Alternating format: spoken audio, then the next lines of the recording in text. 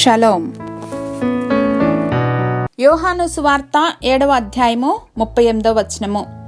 The Gospel according to John chapter 7 verse 38. నా యందు విశ్వాసముంచు వాడెవడో లేఖనము చెప్పినట్టు వాని కడుపులో నుండి జీవజల నదులు పారునని బిగ్గరగా చెప్పెను. Whoever believes in me, as scripture has said, rivers of living water will flow from within them. ఎడారిలో జీవజలధారలు ప్రవహింపజేయగలిగిన జీవప్రదాత మన పరమ తండ్రి.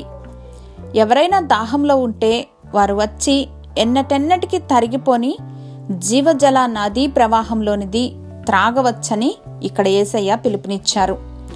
వాగ్దానం చేయబడినటువంటి మెస్సయ్య కొరకు ఎదురు చూస్తున్న వారికి ఇది నిజంగా వరప్రదాయిని.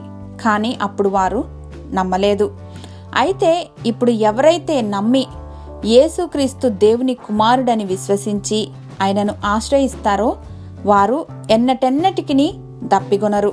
ఎందుకంటే ఆయన నుండి వచ్చినటువంటి వాక్కులు జీవజల నదులు. ఇవి మన విశ్వాసపు వేళ్లను తడిపి నిత్యము ఆకువాడక ఫలించు వృక్షము వలె మనలను వృద్ధి చేస్తుంది. ఎవరైతే క్రీస్తును తమ స్వంత రక్షకునిగా అంగీకరించి సిలువలో ఆయన చేసిన త్యాగము నా కొరకేనని విశ్వసిస్తారో వారందరికీ ఈ జీవజల నదులలోని నీటిని నిత్య జీవమును పొందుకునే భాగ్యము, నిత్యాశీర్వాదము. హల్లెలూయా.